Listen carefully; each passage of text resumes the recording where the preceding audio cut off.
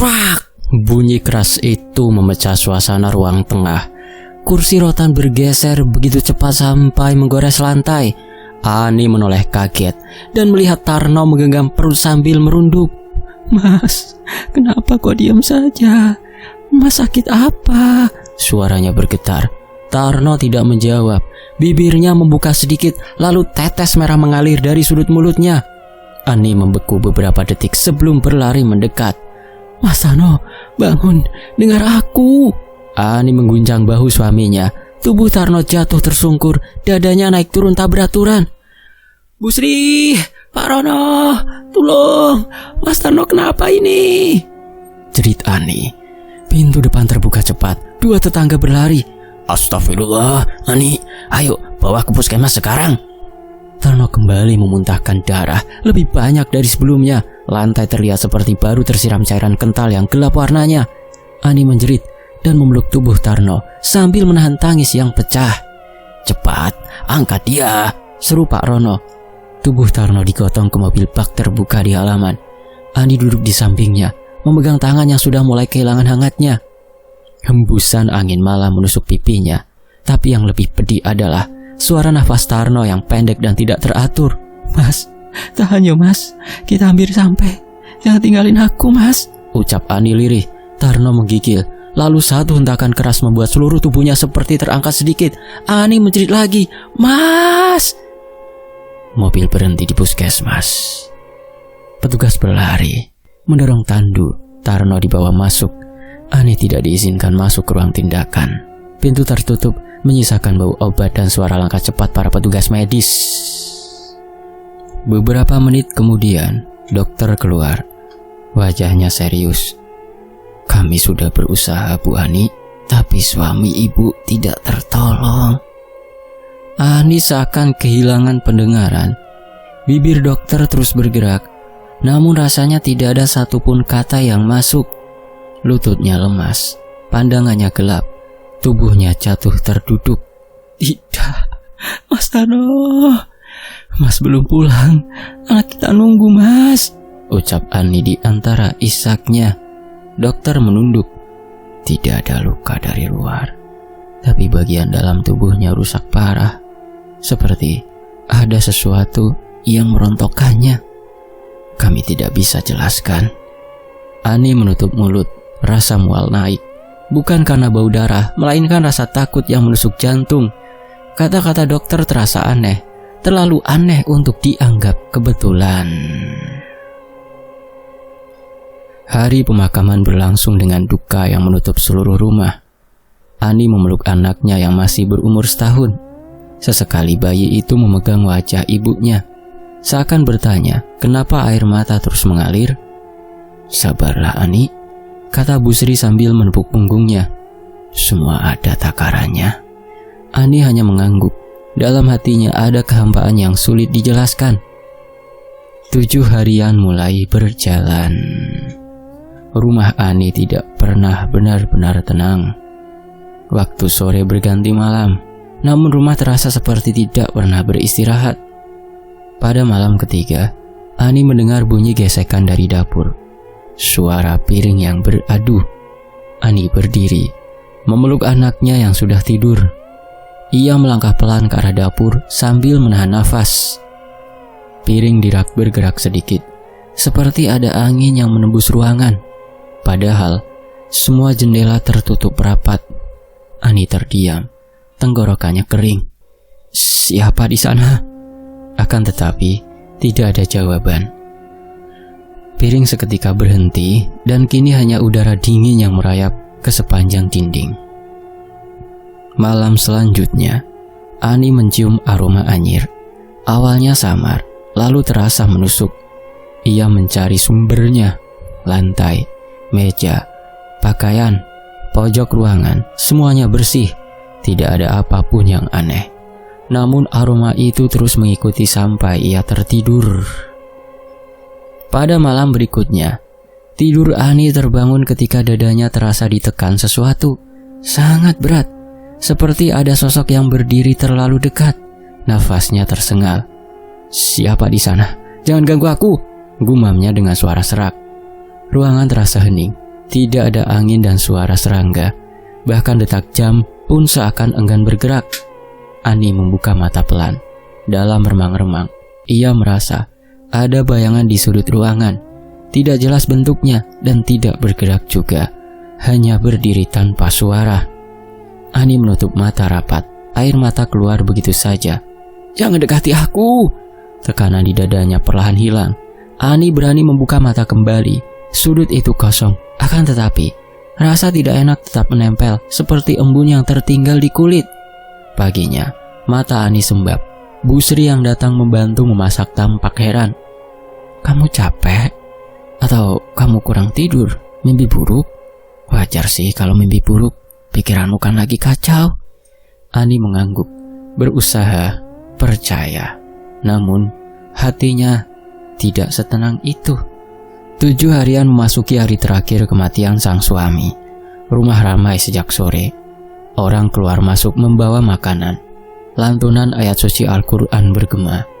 Ani duduk dekat foto Tarno di ruang tengah. Tangannya menggenggam syal kecil milik suaminya. Kenangan bermunculan.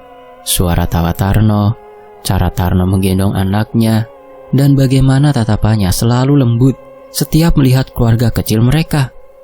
Tiba-tiba, sebuah bayangan melintas cepat di belakang pintu kamar. Ani terkesiap. Ia memandang ke sana, tapi tidak ada apapun. Suara nafasnya terdengar lebih keras dari biasanya. Hawa ruang tengah berubah dingin. Orang-orang yang sedang berbincang mulai menatap sekitar mereka. "Rumah ini kenapa ya, Ani?" tanya salah satu kerabat. "Kok kayak ada yang beda suasananya?" Ani tersenyum kecil untuk menenangkan. "Capek mungkin sampean, Pak." Ia tahu itu bukan jawaban yang benar. Ada sesuatu di dalam rumah yang tidak ingin pergi. Malam menginjak jam yang sepi. Ketika keluarga sudah pulang, tinggal Ani, anaknya, dan beberapa kerabat dekat. Cahaya lampu redup membuat bayangan perabot memanjang sampai ke sudut-sudut ruangan. Ani duduk di ruang tengah sambil menidurkan anak. Tubuhnya lelah, matanya berat, namun tidur tidak datang. Ada rasa gelisah yang seperti merangkak ke tulang belakang. "Jangan tidur sendirian dulu," kata adiknya dari ruang tamu. "Aku temani di sini." Ani mengangguk. Ia menarik nafas panjang, mencoba menenangkan diri. "Aku cuma kepikiran Mas Tarno saja. Dia sehat, tidak pernah kelihatan sakit. Kenapa bisa pergi cepat begitu? Dokter juga bilang aneh." Adiknya menatapnya. "Kalau sampean takut ada yang tidak wajar, lebih baik bilang pada siapapun yang bisa bantu." Kalimat itu membuat jantung Ani berdebar lebih kuat. Karena sebenarnya itu sudah lama terlintas di pikirannya. Keluarganya pernah memperingatkan soal satu hal. Tidak semua orang senang melihat kebahagiaan orang lain. Ani memandang lantai. Suara gemericik kecil terdengar dari dapur. Ia berpikir itu tikus atau angin. Tapi rumah itu tidak pernah sedingin malam itu. "Jangan tinggalkan aku, Mas," lirih Ani sambil memeluk anaknya. Lampu ruang tengah berkedip pelan. Suara detakan halus muncul dari arah dapur, seperti langkah ringan tapi keras. Duk, duk, duk. Ani menoleh cepat. Adiknya berdiri dan berjalan mendekat dapur. "Aku cek dulu." Ani memegang tangan adiknya. "Jangan jauh-jauh. Aku cuma mau lihat sebentar." Adiknya melangkah perlahan ke arah sumber suara. Ani berdiri juga. Meskipun tangannya bergetar, aroma aneh mulai muncul. Tidak terlalu kuat, tapi cukup membuat tengkuk ikut menegang.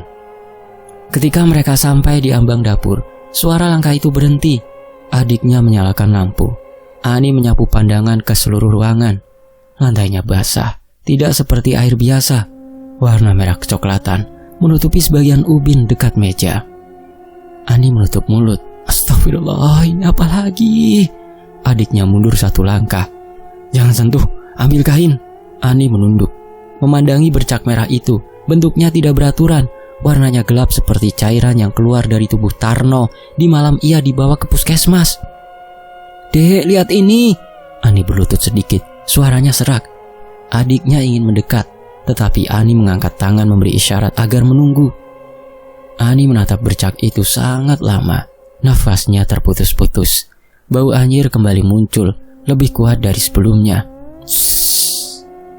Suara lembut seperti gesekan terdengar dekat telinganya. Ani melonjak bangun. Ada suara. Adiknya memegang lengannya. Ayo keluar dulu. Ani menggeleng. Nanti hilang lagi. Aku harus lihat jelas. Ia kembali menatap lantai. Bercaknya bergeser. Tidak banyak, tapi cukup terlihat. Seperti ada yang menyeret cairan itu dari bawah meja. Ani menahan nafas. Tadi tidak kayak begini. Adiknya mengambil sapu kayu. Ia mengangkat sapu itu. Siap memukul apapun yang muncul dari bawah. Pelan-pelan, kata Ani. Adiknya mengangkat tepi meja perlahan. Ruangan itu saat ini sepi. Tidak ada hewan dan tidak ada benda apapun. Semuanya tampak bersih.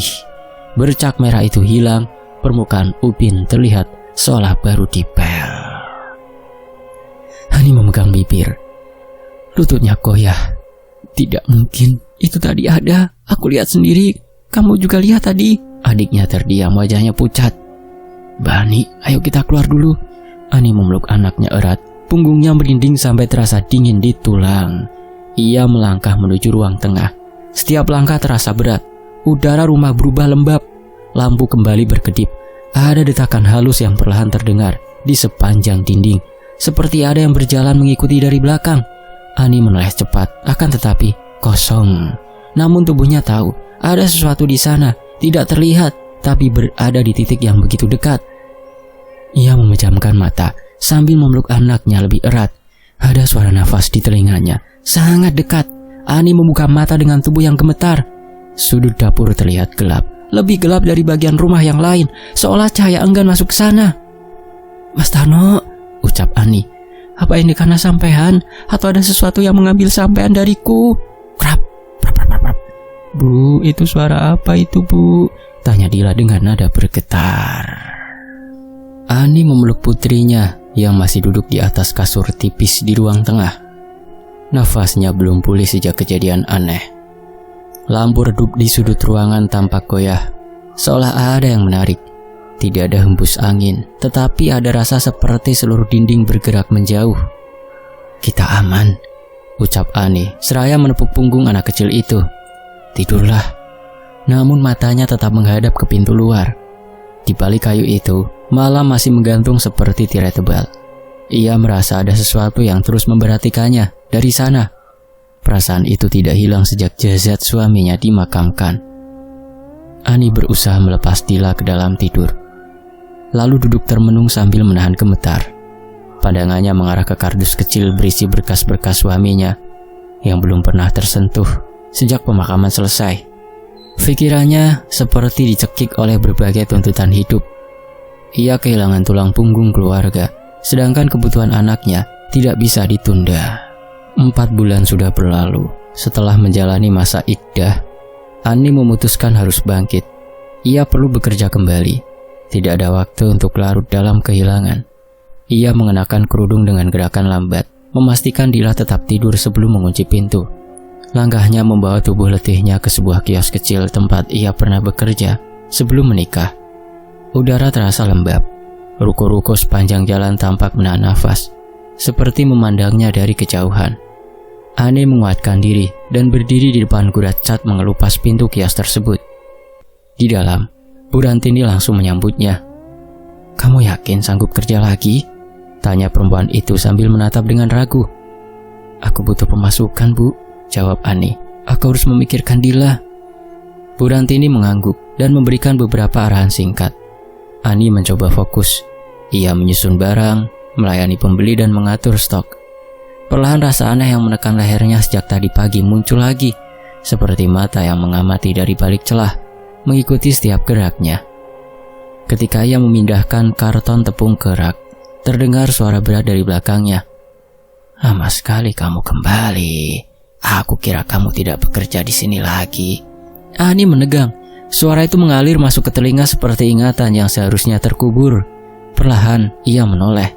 Udin berdiri di ambang pintu kios. Tubuhnya tegap, rambut disisir rapi. Ada senyum tipis yang seolah ingin terlihat ramah, namun menyimpan sesuatu yang membuat tengkuk Ani meremang. Udin, ujar Ani singkat. Sudah lama ya, balasnya sambil berjalan lebih dekat. Kabar aku baik, kabar kamu mungkin sedang sulit ya. Nada itu terdengar seperti seseorang yang tahu semua hal sebelum diberitahu. Ani menarik nafas lalu berkata, "Aku sedang bekerja. Kalau tidak penting, tolong jangan mengganggu." Wajah Udin tidak berubah. Ia malah tersenyum lebih lebar. "Aku dengar kamu sudah sendiri," ucapnya tanpa basa-basi. "Aku tahu sejak lama hal itu akan terjadi." Kata-kata itu menusuk seperti duri yang menancap dalam. "Apa maksudmu?" tanya Ani. "Aku sabar menunggu," jawabnya. "Ternyata waktunya datang sendiri."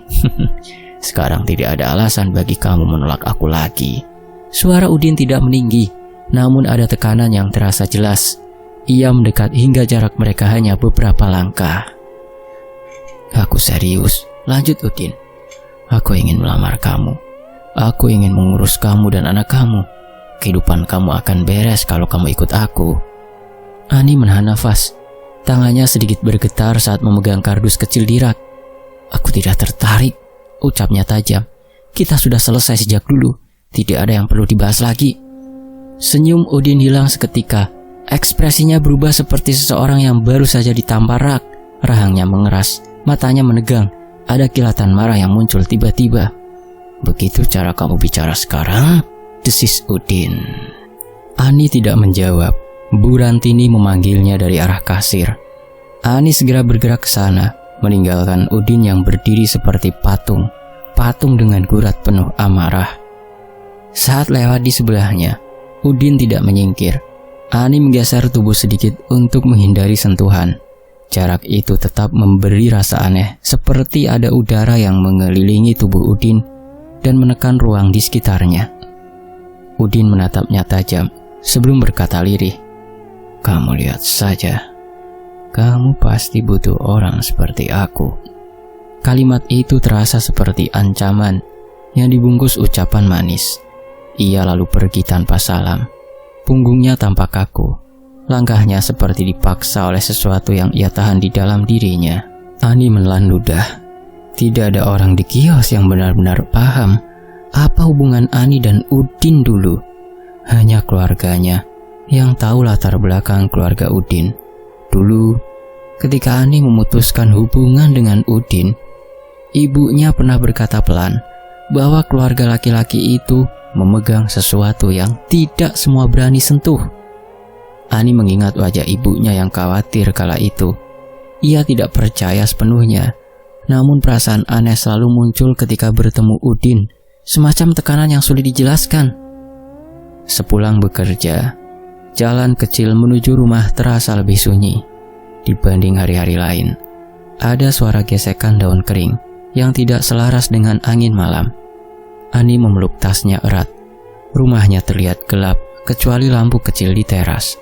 Setelah masuk, Ani menemukan Dila tertidur pulas di ruang tengah rumah tetangganya. Bu Lastri, tetangga baik yang membantu menjaga anaknya, menyerahkan Dila sambil berkata, "Tadi tidur cepat, tidak rewel." Ani mengucapkan terima kasih, lalu membawa putrinya masuk. Rumah itu terasa lengang.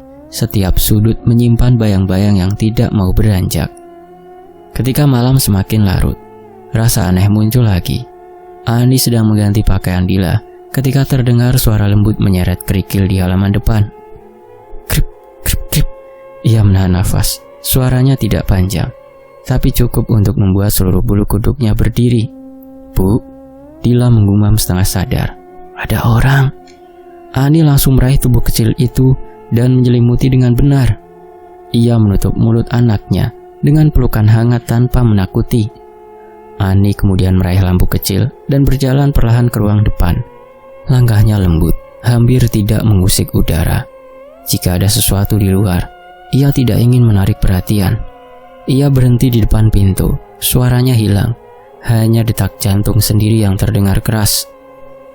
Pelan-pelan ia membuka tirai kecil di dekat engsel pintu kayu. Hanya seukuran 2 jari, cukup untuk melihat pekarangan. Ada sosok berdiri di depan pagar, tinggi tak bergerak. Lampu jalan yang redup memantulkan bayangan panjang sosok itu ke tanah. Ani memicingkan mata. Tubuh itu tidak masuk ke cahaya sepenuhnya. Hanya terlihat garis bahu dan kepala yang menunduk sedikit. Bayangannya tampak seperti seseorang yang menunggu terlalu lama. Ani merasakan nafasnya menyempit, tenggorokannya kering.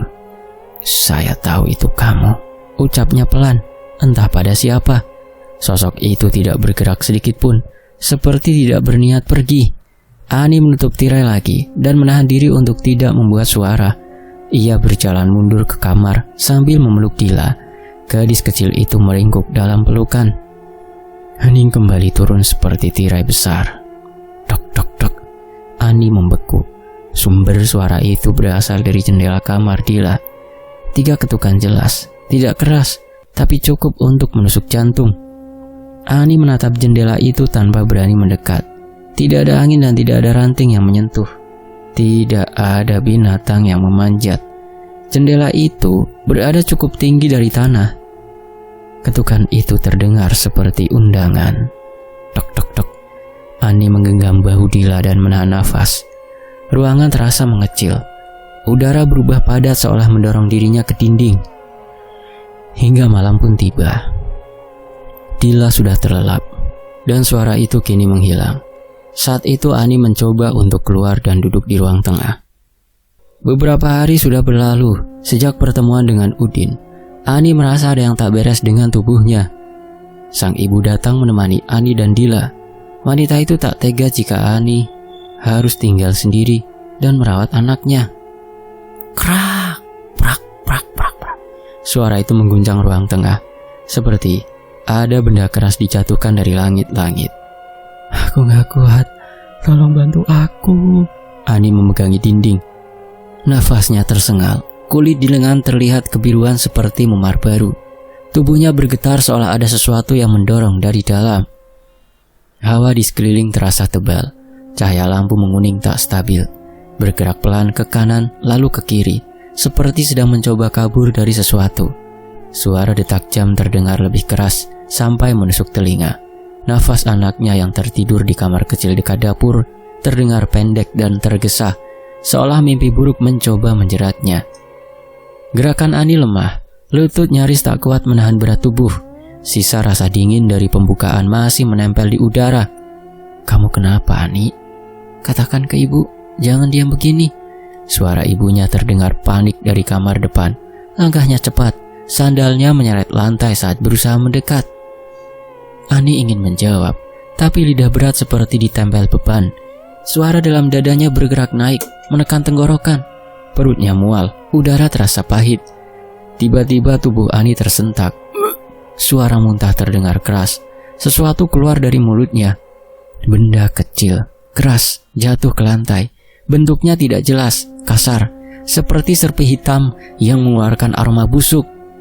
Ibunya menutup mulut. Ya Allah, Ani, apa itu? Ani jatuh terduduk. Badannya gemetar. Aku capek, Bu. Ini selalu datang. Hari ini hilang, nanti datang lagi. Aku gak ngerti kenapa. Ceklek. Dari sudut ruangan terdengar bunyi. Pintu lemari dapur bergerak tipis seperti disentuh dari dalam. Ani langsung menunduk. Nafasnya tercekat. Rak itu tidak pernah bergerak sendiri sebelumnya, kecuali waktu kejadian setelah Tarno tiada. Sejak saat itu, keadaan rumah berubah. Namun malam ini, suasana lebih padat dari biasanya. Seolah langkah besar sesuatu sedang masuk dari pintu belakang yang tak pernah dibuka. Ani terbaring di kamar depannya. Selimut menutupi sampai dadanya. Pandangan matanya kosong, menatap langit-langit yang pucat. Ibunya duduk di tepi ranjang sambil mengusap keningnya dengan kain basah. Setiap kali sembuh dari satu rasa sakit, kamu datang lagi dengan kondisi begini, bisik ibunya lirih. Aku tidak mengerti apa yang menyerang kamu, Ani. Ani terdiam, dada bergerak pelan, tapi sorot matanya menahan ketakutan yang terlalu berat untuk diucapkan. Terdengar langkah dari ruang tengah. Ayah Ani masuk sambil membawa tas kecil. Kita ke rumah sakit lagi sekarang, Ni. Ini gak bisa ditunda. Ani hanya mengangguk lemah. Tubuhnya terasa mati rasa, pandangannya buram. Rumah sakit terang dengan bau tajam obat. Dokter memeriksa Ani dengan ketelitian tinggi. Stetoskop bergerak dari dada ke perut, ke punggung. Ani mengerjap saat perutnya disentuh. Rasa nyeri muncul seperti ditusuk jarum. Hasil ceknya normal lagi. Dokter itu menghela nafas. Tidak ada tanda infeksi, tidak ada kelainan organ. Ini aneh, tapi secara medis dia tidak ada masalah. Ayah Ani mengangkat tangan. Dok, anak saya berkali-kali begini. Setiap cek normal, tapi badannya lebam, muntah beda aneh, kadang demam tinggi terus jatuh. Masa semua ini normal, dok? Dokter tak bisa menjawab. Ia hanya meletakkan alatnya dan mempersilahkan Ani pulang. Dalam perjalanan pulang, Ani bersandar pada jendela mobil. Lampu jalan terlihat lari seperti garis-garis panjang. Setiap kelipannya membuat kepala Ani terasa ringan, lalu berat, seperti ada tarikan kuat dari bawah telinganya yang mencoba menguasai pikiran. Suara lirih muncul di telinganya. Bukan suara manusia, lebih berat dan serak. Juga terasa dekat. Kamu harus ikut, kamu hutang nyawa. Ani menutup telinga dengan kedua tangan. Tidak, jangan ganggu aku. Ayahnya menoleh. Nik, kamu kenapa? Suara itu tenggelam seperti tersedot di belakang kepala. Ani hanya menggeleng. Masuk angin, pusing sedikit. Padahal yang ia rasakan bukan pusing biasa. Ada dorongan kuat dalam dada yang mencoba mengambil alih suaranya, seperti tangan yang tidak terlihat menekan dadanya dari dalam. Sampai di rumah, keadaan tidak berubah. Bau menyengat muncul begitu pintu dibuka, seperti daging yang dibiarkan terlalu lama di udara panas. Ayah Ani menutup hidung. Asal bau ini dari mana? Tadi nggak ada. Ani menatap ruang tengah, dinding, dan sudut ruang dekat lemari kecil. Tidak ada apa-apa di sana, namun udara terasa sangat panas. Di kamar, anaknya tiba-tiba menangis keras. Ani segera berdiri, tapi pandangannya berputar, kakinya goyah. Ia meraba dinding, berusaha berjalan lurus. Tiba-tiba tubuhnya terhenti, bukan karena lelah, seperti ada tangan yang mencekal bahunya, menarik perlahan ke belakang. Jangan, anakku. Ani memaksakan langkah. Tangis dari kamar kecil terdengar lebih keras. Ibunya datang cepat dan mengangkat cucunya. Kok nangisnya keras sekali seperti ketakutan? Ucap ibunya sambil menimang. Ani mendekat, namun rasa pusing menusuk keras. Ia memejamkan mata. Ketika membuka mata, kamarnya berubah. Warna dinding terlihat lebih gelap daripada sebelumnya, seperti asap tipis menempel di permukaannya. Ada goresan samar di sudut ruangan, panjang, tidak teratur. Ani menelan ludah.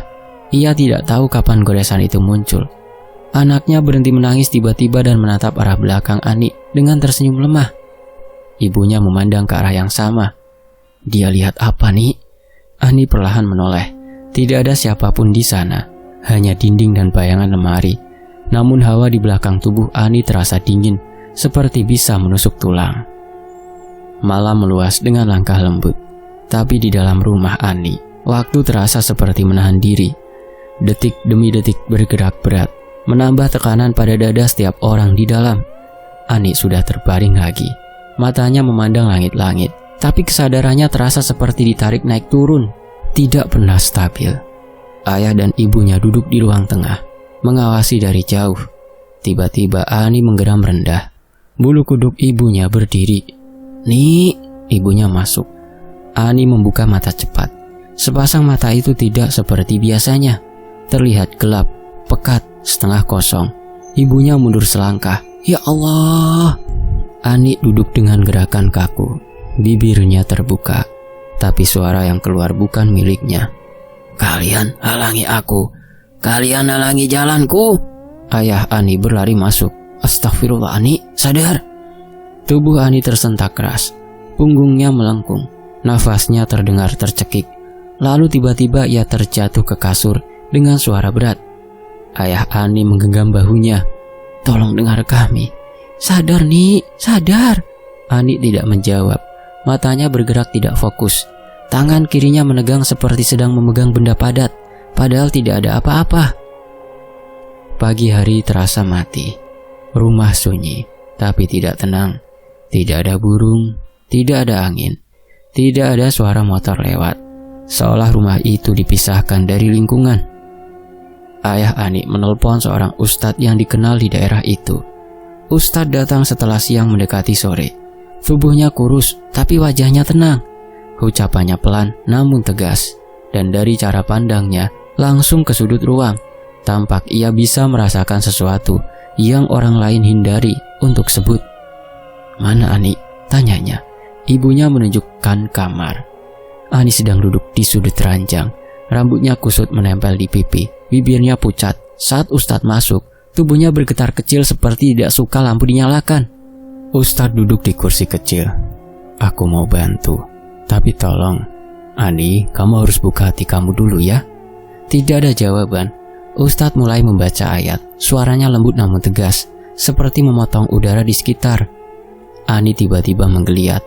Tubuhnya terdorong ke belakang tanpa sesuatu pun menyentuh. Punggungnya menghantam tembok dengan suara keras. Ibunya menjerit, "Ustadz!"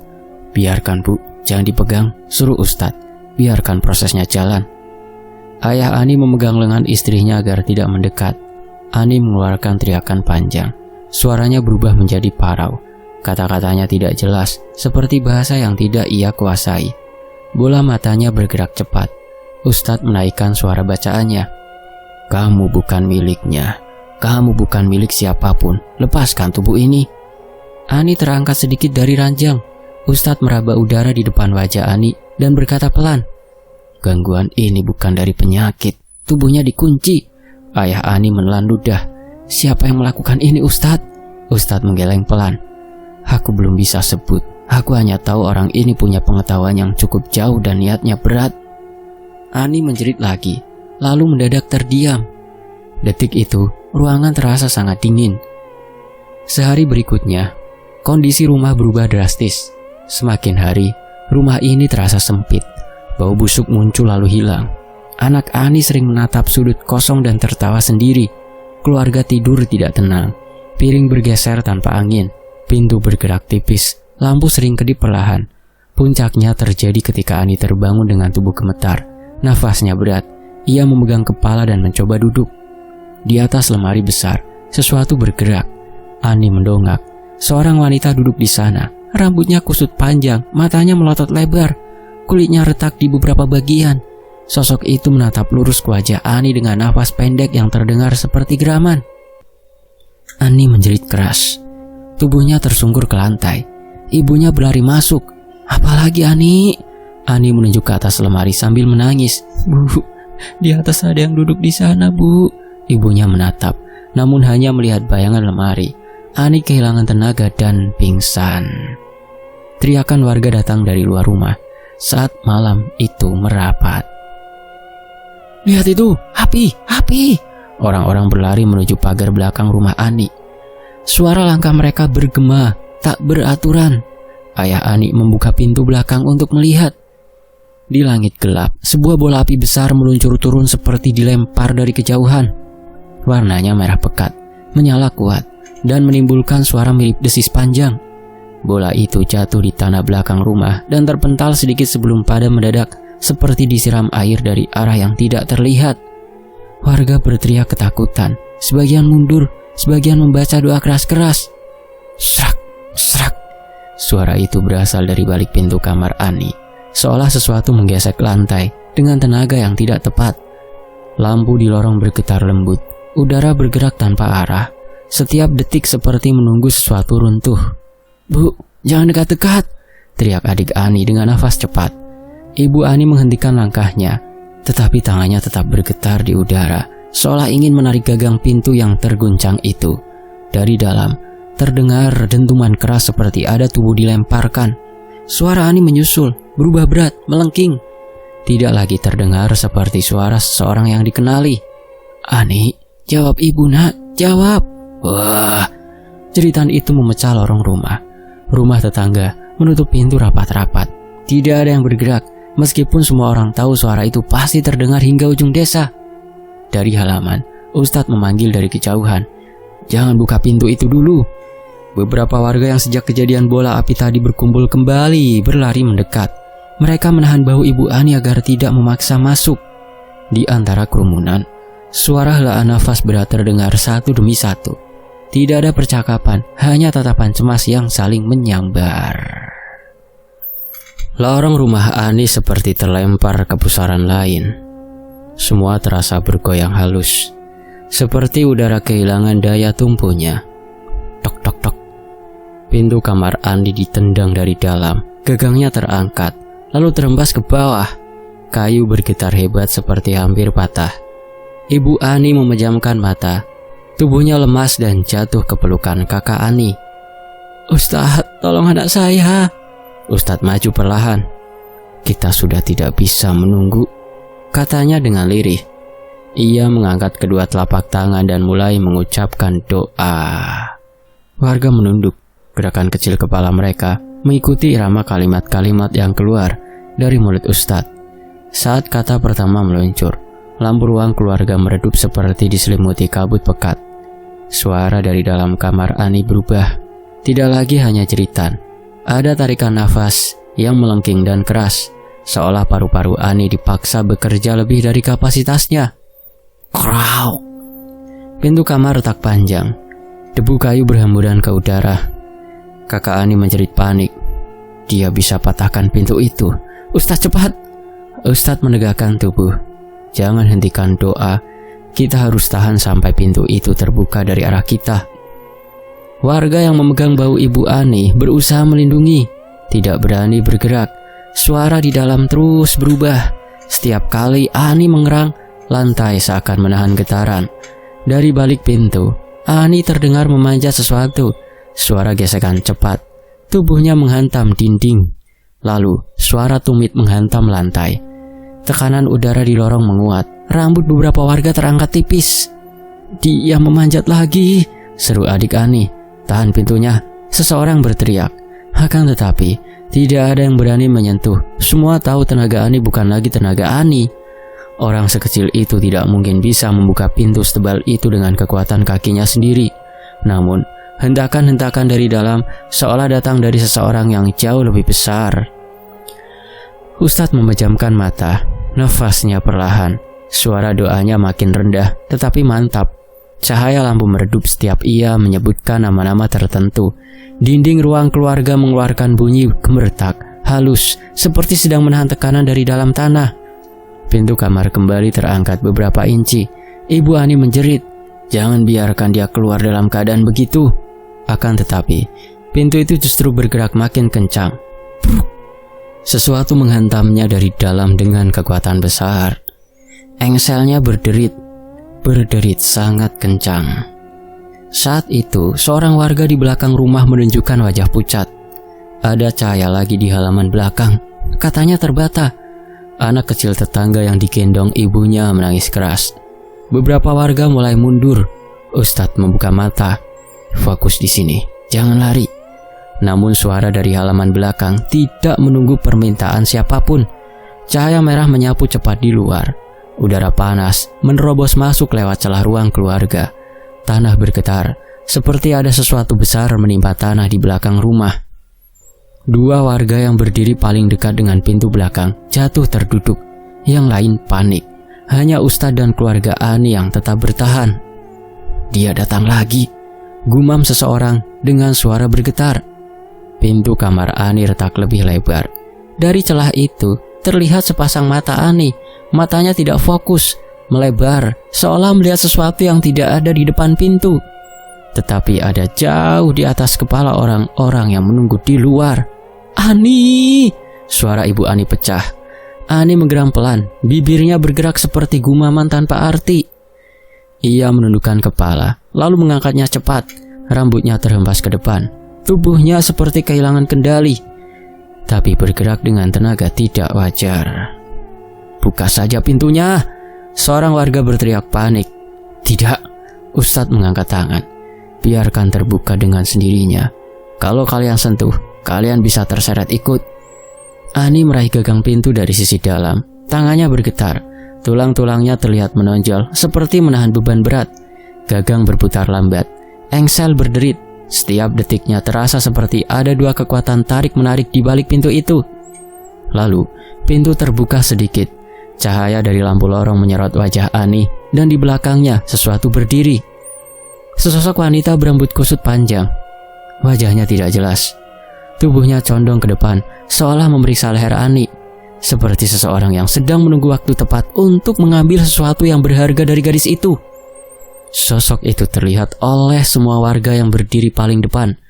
Mereka sontak saja mundur. Salah satu remaja jatuh tersungkur dan langsung merayap menjauh. Ibu Ani menjerit histeris. Kakaknya menutup mulut dengan kedua tangan. Adiknya memeluk lutut, memalingkan wajah tetapi matanya terus mengintip. Ustadz melangkah maju. Tatapannya lurus pada Ani. "Ani, lihat aku." Ani menoleh perlahan. Matanya berubah sayu. Nafasnya patah-patah. Aku..." Suaranya sangat kecil. Sosok wanita di belakang Ani mendekat. Wajahnya menunduk lebih dekat pada kepala Ani. Semua warga merapat. Beberapa mundur ke dinding. Tekanan udara terasa menusuk kulit. Ustazah mengucapkan doa lantang. Suaranya menggema cepat di dalam rumah. Sosok itu berhenti. Ani kejang. Tubuhnya tersentak dan terhuyung. Tangannya terangkat seperti menahan sesuatu yang tidak terlihat. Lututnya gemetar. "Ani, nak, ibu di sini," jerit ibunya. Ani berusaha menatap ibunya. "Bu," panggil Ani lirih. Tiba-tiba punggung Ani melengkung keras. Kepalanya terangkat seperti ditarik ke atas. Nafasnya terhenti beberapa detik. Dari bibirnya keluar suara serak. Sosok di belakang Ani menghilang mendadak. Hanya Ani yang masih berdiri, kini tanpa kendali. Lampu-lampu rumah padam. Lorong hanya diterangi cahaya kecil dari rumah tetangga yang jauh. Ani mengerang keras sekali. Lalu tubuhnya jatuh ke depan. Ustadz menangkapnya sebelum membentur lantai. "Tolong bantu," serunya. Ibu Ani meraih kepala putrinya, memeluknya erat di pangkuan. "Ani, bangun nak. Ayo buka mata." Nafas Ani tinggal satu tarikan kecil. Bibirnya bergerak seolah ingin mengatakan sesuatu. Tidak jelas bunyinya. Hanya hembusan lembut. Dan setelah itu mendadak sepi. Tubuh Ani terkulai di pelukan ibunya. Kedua matanya terpejam lembut. Seperti tidur panjang tanpa gangguan. Ustadz menunduk. Beberapa warga menutup mulut. Tidak percaya. Andai detik itu bisa ditahan, mereka pasti menahannya. Ibu Ani merintih pelan. "Anak ibu, jangan pergi." Akan tetapi, tidak ada jawaban. Ani sudah pergi. Di halaman depan, warga berkumpul. Wajah-wajah mereka muram. Sebagian memegang bahu keluarga Ani. Sebagian hanya berdiri menunduk. Tidak ada yang sanggup berkata apapun. Suasana terasa berat. Dila, anak Ani, menangis mencari ibunya. Belum sempat mengerti apa yang baru saja terjadi. Ustadz duduk di teras dalam. Tubuhnya lelah. Wajahnya kusut oleh keringat. Beberapa warga mendekat membawa air minum, tetapi ia hanya mengangguk. Dari sisi rumah, seorang lelaki parubaya berkata lirih, "Ini tidak bisa dibiarkan. Kalau benar orang itu yang mengirim, dia harus bertanggung jawab." Nama Udin disebut oleh beberapa warga lain. "Sejak penolakan itu, dia tidak pernah muncul lagi," kata seseorang. "Iya, dia pun sering datang ke rumah saat Ani masih sehat. Setelah ditolak, dia berubah," sambung yang lain. "Jangan-jangan dia pakai sesuatu." Obrolan mulai mengarah pada dendam. Keluarga Ani menatap Ustadz. "Kami harus bertindak. Dia telah merenggut anak kami." Ustadz menggeleng. "Tidak, jangan balas. Jangan cari dia." "Tapi Ustadz..." "Kalau benar dia pelakunya..." Ustadz menatap jauh ke arah kegelapan. "Apa yang ia kirim sudah selesai mengambil korbannya yang menanam perusak. Akan menerima balasan dari Tuhan. Biarlah." Warga saling pandang. "Mustahil orang seperti itu akan tinggal diam," gumam seorang laki-laki. "Balasan tidak harus datang dari manusia," jawab Ustadz pelan. "Apa yang Ani terima tidak akan berhenti di Ani." Kata-kata itu membuat beberapa orang merinding. Tahun-tahun berlalu, luka keluarga Ani tidak hilang, tetapi kehidupan tetap berjalan. Anak Ani tumbuh perlahan dalam asuhan ibunya. Ustadz sering berkunjung untuk memastikan keluarga itu tidak terjebak dalam dendam. Nama Udin jarang disebut di desa lagi. Ia menghilang lama setelah kejadian itu. Tidak ada yang tahu pasti di mana ia tinggal. Meski beberapa tetangga mengatakan ia jatuh sakit. Tidak ada gejala, tidak ada tanda-tanda aneh. Seperti tubuhnya berhenti bekerja tanpa sebab. Sampai suatu pagi, kabar itu datang. "Udin meninggal," seseorang berkata di warung pagi. "Tanpa penyakit, tanpa keluhan? Iya, dia terjatuh di depan rumahnya, tanpa suara, tanpa sempat memanggil siapapun.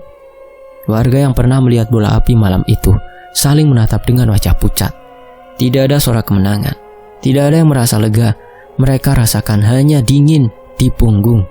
Seakan balasan itu datang tepat seperti ucapan Ustadz, tanpa tangan manusia, tanpa dendam dibayar dendam. Cuma garis panjang dari Sang Maha Kuasa dan nama Ani kembali disebut dalam lirih percakapan. Sebagai seseorang yang dipaksa meninggalkan dunia dalam keadaan hancur, tetapi sekarang telah mendapatkan keadilan dengan caranya sendiri. Desa kembali tenang setelah itu. Namun setiap orang yang pernah melihat cahaya merah malam itu selalu berhenti sejenak sebelum melewati rumah Ani.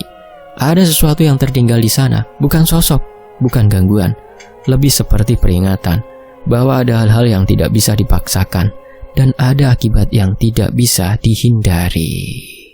Selesai. Demikianlah sebuah kisah. Semoga terhibur. Saya pamit undur diri. Wassalamualaikum warahmatullahi wabarakatuh. Tetap di Fakta Sejarah. Alhamdulillah.